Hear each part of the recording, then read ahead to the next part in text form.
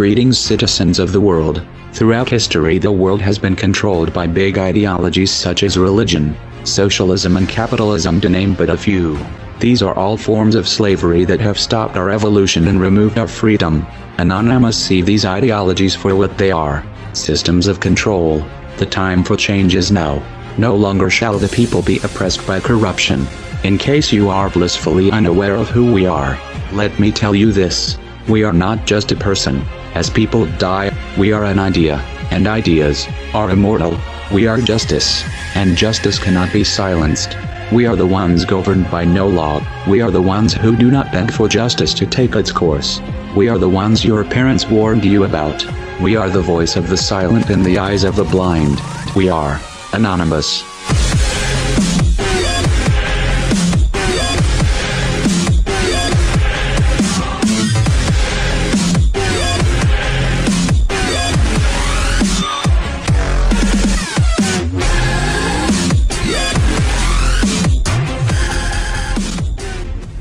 The tendency to relate past events to what is possible in the present becomes more difficult as the scope of the geopolitical environment changes. It is a useful thing, then, to ask every once in a while if the environment has recently undergone any particular severe changes, thereby expanding our options for the future.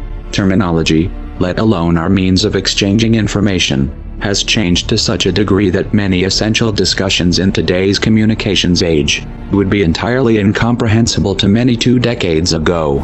As the social, political and technological environment has developed, some have already begun to explore new options, seizing new chances for digital activism, and more will soon join in.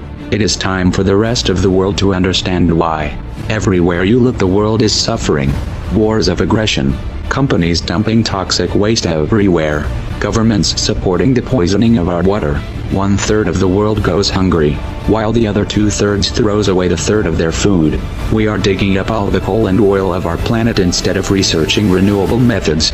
Governments and corporations constantly lie, kill, and extort the entire planet's population, just for profit, where in America the richest 1% have 42% of the money. You shouldn't have to be convinced that the system we live under must come to a stop.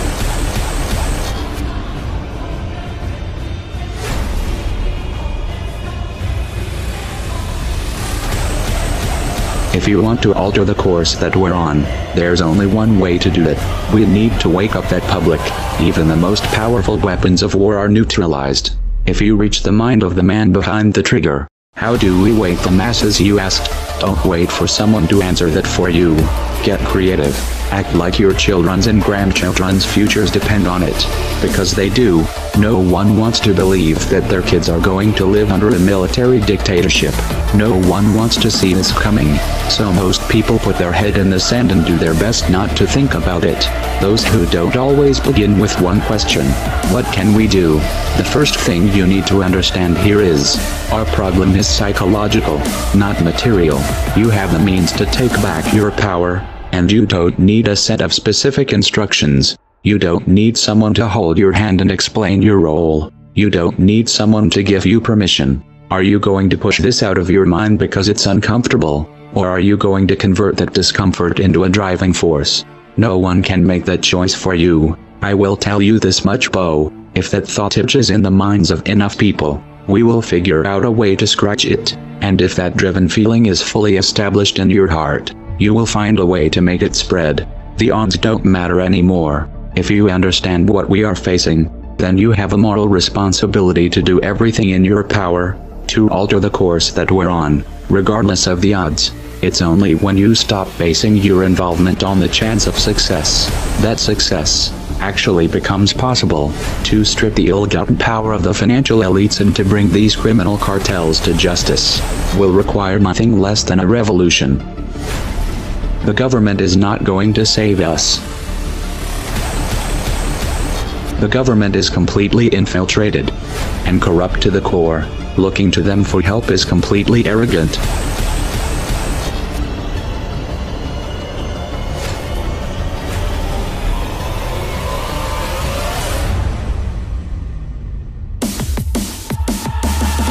We have to actively work to wake up as many people as possible about what is happening and the direction we are heading. All revolutions originate from a shift in the mindset of the population, and no other meaningful resistance is possible without it. When an idea hits critical mass, it begins to spread on its own and spreads to all levels of society. We need more people in this fight. We need more people speaking up, making videos, writing articles, getting this information onto the national and international stage. We are anonymous. We are legion. We do not forgive. We do not forget. Expect us.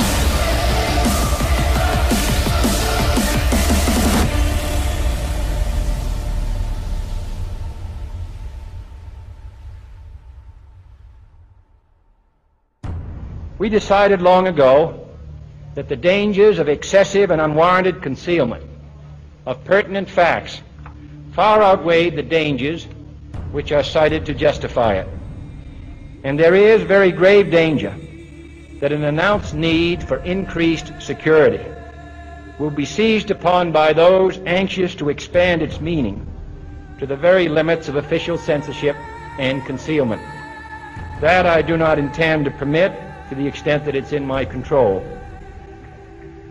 For we are opposed around the world by a monolithic and ruthless conspiracy that relies primarily on covert means for expanding its sphere of influence, on infiltration instead of invasion, on subversion instead of elections, on intimidation instead of free choice, on guerrillas by night instead of armies by day.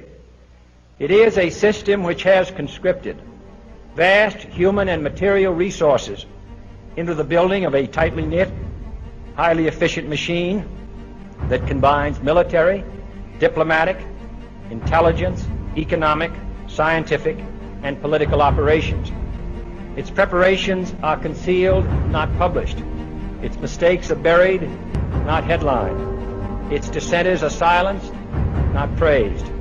No expenditure is questioned, no rumor is printed, no secret is revealed.